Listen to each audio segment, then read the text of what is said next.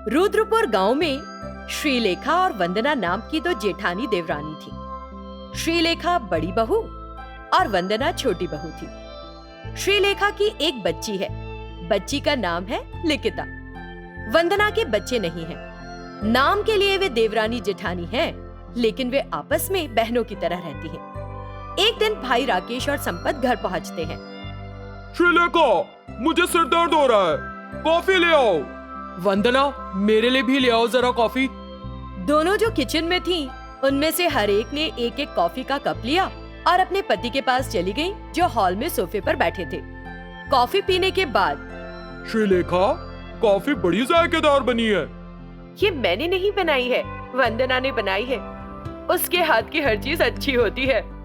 अरे क्या कह रही हो बहन, मैंने तो केवल कॉफी तैयार की है, लेकिन तुम ही ने इसमें चीनी और कॉफी पाउडर डाला था ना, तो मैंने कैसे बनाई?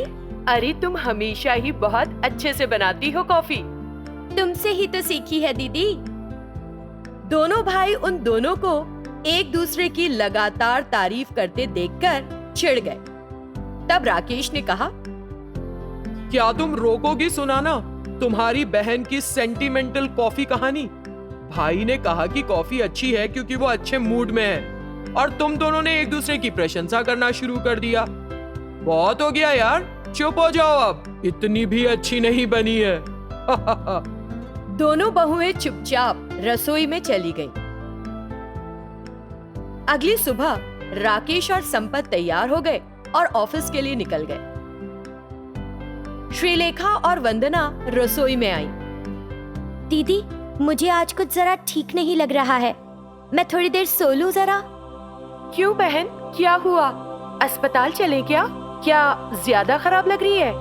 अरे नहीं, कोई जरूरत नहीं है दीदी, मेरे पास टैबलेट्स थी, मैंने उन्हें खा लिया। मैं कुछ देर सोऊंगी तो ठीक हो जाऊंगी। उसने कहा, अपने बेडरूम में गई और सो गई। इस बीच श्रीलेखा की दूर की रिश्तेदार निरूपा उससे मिलने आई। श्रीलेखा उस समय झाड़ू लगा रही थी। ये देखकर वो इस तरह बोली, अरे श्रीलेखा, तुम इस घर की बड़ी बहू हो, मुझे लगा तुम राज कर रही होगी, मगर ये क्या, तुम तो काम कर रही हो। तुम्हारी देवरानी कहाँ है? दिखाई नहीं दे रही। इतने दिनों बाद मैं यहाँ आई हूँ, क्या मेरे आने की खुशी में सोने चली गई है? तुम तो जेठानी हो, तुम्हें तो ठाट से बैठना चाहिए। अरे नहीं चाची, लगता है बहन की तबीयत ठीक नहीं है आज, इसलिए उसने कहा कि वो कुछ समय के लिए सोएगी। मैंने ही उसे कुछ देर आराम करने के लिए कहा।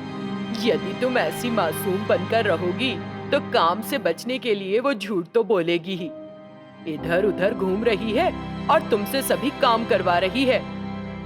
तुम इसे समझ नहीं रही हो? ऐसा कुछ नहीं है चाची, तो देखो फिर बाहर जाकर कैसे घूम रही है। क्योंकि निरूपा ने कहा, श्रीलेखा ने बाहर देखा। वंदना पास में एक मेडिकल दुकान पर गई थी, गोलियां खरीदकर वापस लौट रही थी। उसे देखकर श्रीलेखा को गुस्सा आ गया।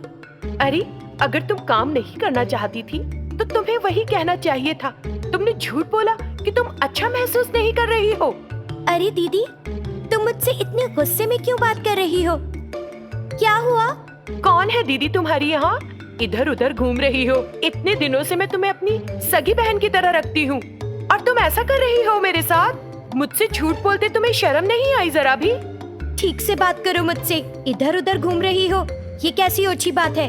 तुम्हारी औकात तो मूंगफली की तरह छोटी है, लेकिन नैतिकता की बातें आम के पेड़ों की तरह कर रही हो। तुम मुझे डांट क्यों रही हो? कुछ पता भी है तुम्हें दीदी? हाँ हाँ, मुझे पता है। तुम अच्छी तरह जानती हो कि मुझे झूठ कतई पसंद नहीं। जब मैंने तुमसे पूछा क्या मैं दवाई ले आऊं, तुमने कहा नहीं। तुम मुझसे बड़ी हो, इसीलिए सम्मान कर रही हूँ। तुम भैंस की तरह क्यों चिल्ला रही हो? तुम्हारा ये भैंस वाला चेहरा। तुमने मुझे भैंस कहा? इतनी हिम्मत, बदतमीज औरत। ज्यादा फालतू बातें मत करो, मैं तुम्हारा इतना सम्मान करती हूँ, तुम मुझे क्यों उकसा रही हो ये सब कहने के लिए? हाँ, क्या हो गया है? क्यों ऐसे बात कर रही हो? बताओ ना। बेशर्म, तुम मुझे ऊंची आवाज में डांट रही हो। रुको, अभी बताती हूँ तुम्हें। श्रीलेखा वंदना के पास आई, उसके बाल पकड़े और उसे चाटे मारे। वंदना ने भी श्रीलेखा के बाल पकड़ लिए और चाटे मारने लगी।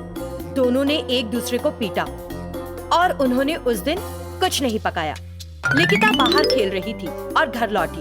अपनी माँ से कहा, माँ, मुझे भूख लग रही है, खाना खिला दो ना। खाना वाना कुछ नहीं है, मैंने अभी तक पकाया नहीं कुछ। खाना बनाने के बाद तुमको बुला लूंगी। लिखिता वंदना के पास जाकर बोली, चाची, मुझे बहुत भूख लगी है, कुछ खिला दो। खाने के लिए कुछ नहीं है लिखिता, एक केला खाकर पेट भर लो। वो तो मैंने पहले ही खा लिया, भूख लग रही है तो जाकर अपनी मम्मी से मांगो। लिखिता रोती है और सोफे पर जाकर बैठ जाती है। इस बीच राकेश और संपत ऑफिस से लौट आते हैं। उन्हें आते देखकर निरूपा वहां से भाग खड़ी हुई। सोफे पर लिखिता बैठकर रो रही थी। उसे देखकर राकेश ने पूछा, क्या हुआ बेटी, यहाँ बैठकर रो रही हो? क्या हो गया? माँ कहाँ है? माँ घर पर ही है पापा, लेकिन माँ और चाची की लड़ाई हो गई है, खाना भी नहीं बनाया। ऐसा क्या? ठीक है, आओ बताओ कि तुम क्या खाना चाहती हो। मुझे पिज्जा चाहिए डैडी। और कुछ चाहिए? मुझे आइसक्रीम भी चाहिए डैडी। भाई तू भी बता दे क्या खाएगा। मुझे चिकन बिरयानी चाहिए और एक तंदूरी चिकन। हो जाएगा, मैंने ऑर्डर दे दिया है, हम जाकर फ्रेश होकर आते हैं, तब तक ऑर्डर आ जाएगा। वे अंदर गए। 10 मिनट में फ्रेश हो गए। ऑर्डर आ गया। उन्होंने सब कुछ बड़े करीने से रखा। राकेश, संपत और लिखिता खाने लगे। खाने की महक श्रीलेखा और वंदना तक पहुंच गई। वो दरवाजे के पास आई और हॉल में देखने लगी। वे तीनों भोजन का आनंद ले रहे थे और वो दोनों अपने अपने कमरों से उन तीनों को बिरयानी खाते हुए ताक रही थी। ओहो, खाना तो बहुत टेस्टी लग रहा है। पता नहीं क्या ऑर्डर किया है, मुझे खाने का दिल हो रहा है। इसकी खुशबू इतनी गजब है, ये तो खाते ही जा रहे हैं, पता नहीं कुछ छोड़ेंगे भी या नहीं। तुरंत वंदना ने अपने कमरे से कहा, अरे हम क्यों लड़े, हमें स्वादिष्ट बिरयानी खाने को मिलेगी कि नहीं? अच्छा होगा अगर वो हमारे लिए कुछ छोड़ दे। लिखिता, बिरयानी खाओ ना, बहुत स्वादिष्ट है, तुम्हारे चाचा को तो बहुत पसंद है। उन्होंने खाना खाया और बहुओं के लिए कुछ छोड़ दिया। राकेश हॉल में बैठकर टीवी देख रहा था। इसी बीच श्रीलेखा उसके पास आती है। सुनो, मैं उस बची हुई चिकन बिरयानी को खा लूं, भूख लग रही है। क्या तुम दोनों फिर से लड़ोगी? नहीं लड़ेंगे। अगर और लड़ने का इरादा हो तो कोई बात नहीं, बचा हुआ खाना फ्रिज में रख दो, हम कल खा लेंगे।